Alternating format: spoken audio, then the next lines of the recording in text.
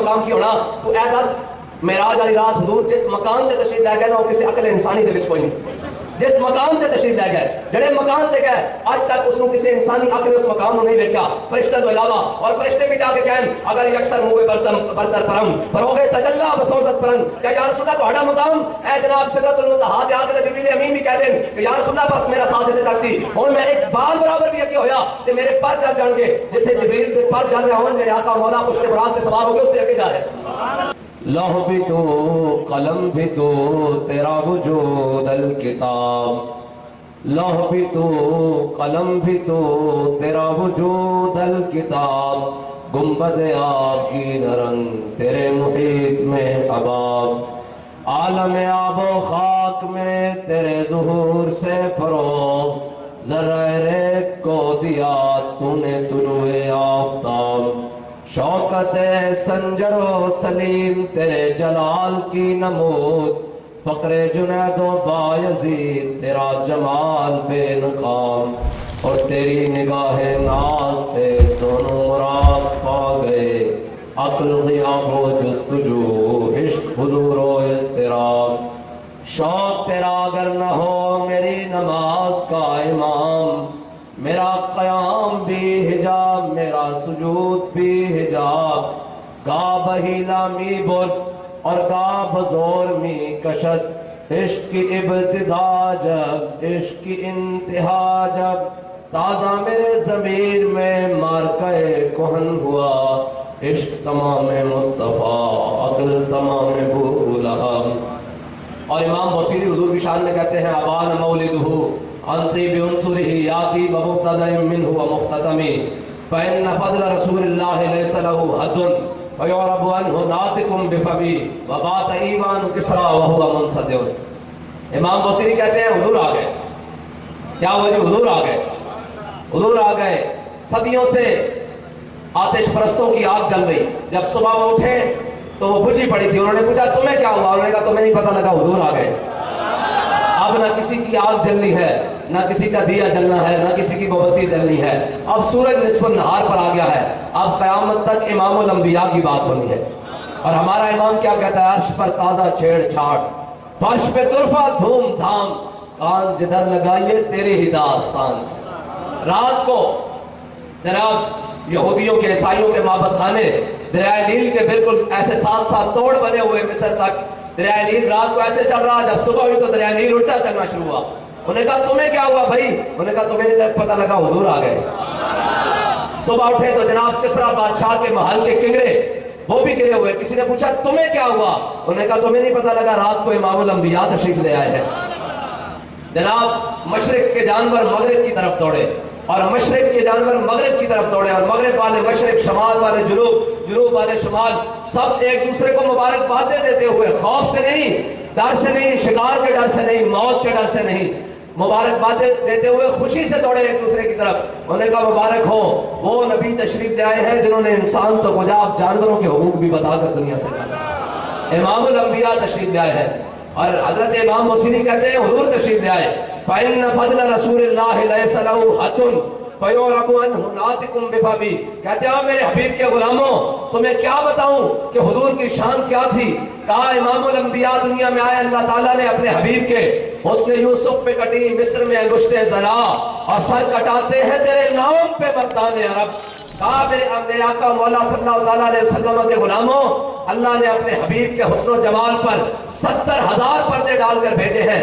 اگر وہ پردے ڈال کر نہ بھیجتا تو صدیوں پرانی ہڈی وہ سیدھا کھا کر گلی سڑی پڑی ہوتی. اس کے سامنے بھی حضور کا نام لیا جاتا تو وہ بھی زندہ ہو کر کھڑی ہو جاتی.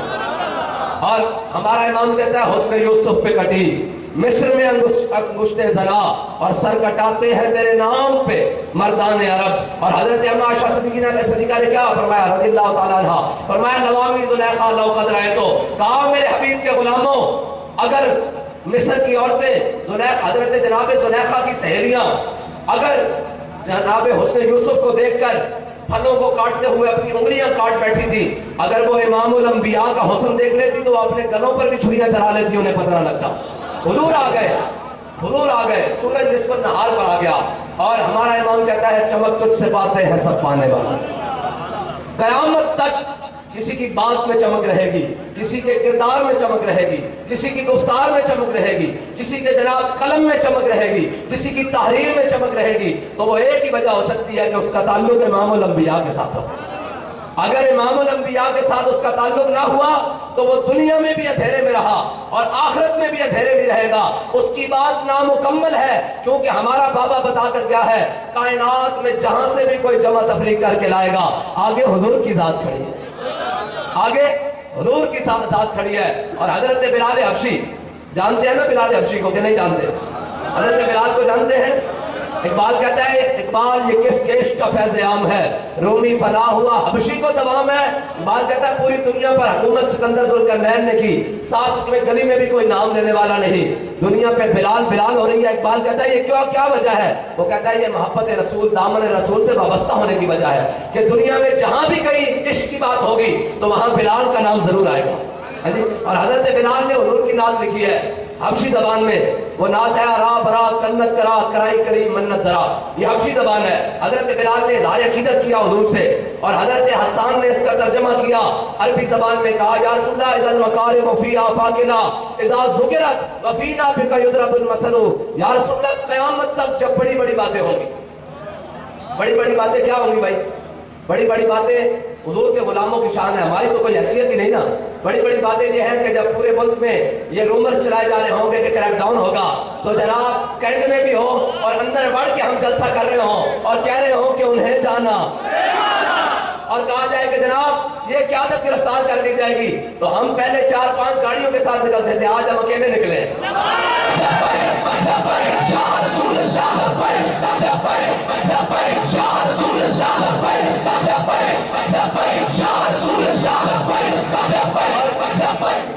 और ये बात ये नहीं कि हमारी बात है, हजरत खुबैब बिन अदी जब मकाम तनईम की तरफ चले ना ग़ज़वा बदर के बाद, ये हुजूर के सहाबी है। इस्लाम क्या है ये बात याद रखना, इस्लाम बंदे खड़का के लेंदा की करदा, बंदे खड़का के लेंदा। इस्लाम ढिली गल करने का कदे भी कायल नहीं, इस्लाम बंदे खड़का के लेंदा। इस्लाम ने बंदे लै फिर क्या, चलो भाई हुजूर के नाल वफा कर रहे ने, दावा इश्क रसूल आ गया, हुजूर तोड़े फाइन ना भी बवाले दती वायती लेते में को मिकाओ, या रसूलल्लाह मैं भी मेरे मां प्यो की सारी इज्जत तोड़े दे कुर्बान। इस्लाम ने कहा चलो सब आरास्ता हो जाओ, तैयार हो जाओ, चलो बदर चलिए, चलो ओहद चलिए, चलो खंदक के चलिए, मुरासी चलिए, मसले के चलिए, तबूक के चलिए, चलो खैबर चलिए। इस्लाम बंदे खड़का के लेंदा, जे इस्लाम बंदे खड़का के लेंदा नहीं लेंदा होंदा ना, ते जनाब जेड़े 1.5 मील तो वापस आ गया सर, मकाम शौक 1.5 मील तो जेड़े वापस आ गया सर। याद रखना आशिक़ ते मुनाफ़िक़ की साथ हमेशा कायम रहेगी, क़यामत तक आशिक़ भी कायम रहेंगे तो मुनाफ़िक़ भी आते रहेंगे। हाँ, आशिक़ सन जिन्होंने कहा हुजूर साढ़े को कुछ तो जाना चाहिए कि नहीं, सिर्फ बाला मनशेता वक्ता है बाला मनशेता साले मनशेता आदे मनशेता खुद में हमारे नाम माशेता वादे नाम माशेता। या रसूलल्लाह भावे 8 तलवारां खान पीन नु खजूरों में पूरी कोई नहीं, 2 घोड़े हुक्म दो समुद्र पा देंगे, घोड़े कैसे किस ना जम छेड़ के रख देंगे, हुक्म दो जनाब पहले दिमाग तक घोड़े के जिगर पे ला के रख देंगे। ते जड़े मुनाफिक सन और 1.5 मील तो वापस आ गए, ते जड़े आशिक सन उन्हें घोड़े समुद्र में पा देते। क़यामत तक आशिका और मुनाफिक की साथ ऐसा नहीं रहेगी, बराबर बराबर, लेकिन कामयाबी आशिका को मिलेगी। और मुनाफिक घर बैठ के गला करना, ओ जी क्या जरूरत है जी, क्या जरूरत है जी, आए रोज ये कर देते हैं, आए रोज जनाब इनको कोई और बात ही नहीं आती, इनको कोई और काम ही नहीं आता, ये कहीं जनाब बात ही नहीं किसी की सुनते। मैंने कहा हम यहाँ आ गए, ये शाह साहिबान ने, ये शाह साहिबान ऊपर चढ़ के स्टेज पर भी बैठ गए, ये उलमा आ गए, ये शाह साहब भी भावलपुर से आ गए, ये उलमा आ गए, सारे स्टेज पे लगे, आप भी आ गए। इसका आने का मकसद क्या है? इसका आने का मकसद क्या है? इसका मकसद सिर्फ 2 ही है, इस स्टेज से एक हुजूर के दुश्मनों को जवाब हो और इस स्टेज से हुजूर की तारीफ बयान हो, बस इसके 2 ही मकसद है। अगर ये मकसद है तो फिर इस मकसद के लिए तो मेरे आका मौला हजरत हसन के लिए खुद मस्जिद नबी में मिंबर लगवाते और कहते हसन चढ़ जरा मिंबर के ऊपर, मेरे दुश्मनों को जवाब दे और मेरी तारीफें बयान कर। तो हजरत हसन जब हुजूर के दुश्मनों को चढ़कर जनाब बयान देते, कहते ओए वासन मिन कलम तरकत तुआइनी वाजमल मिन कलम तलत निसाउ फइन खलक़त मुबरर लम तलत मुबरर मिन कुल्ली आइबिन کانک قد خلقت کما تشاء یا رسول اللہ تواڈے جیسا ماں نے کسی نے جمنا ہی نہیں، تواڈے جیسا سونا تو کوئی دنیا تے آیا ہی نہیں۔ اور جدو کہنے دشمن جواب دے دے تے میرے آقا مولا صلی اللہ تعالی علیہ وسلم حضرت حسان والے ممبر تے چڑھ کے بیٹھے کہتے حسان ان اللہ یؤید حسان بروح القدس کما ینافخ او یفاخر عن رسول اللہ۔ فرمایا جدو حسان ممبر تے چڑھ کے میرے دشمنوں نے جواب دیتا، میری تعریف بیان کرتا، جبریل اس کی پشتوں تے کھڑا رہتا۔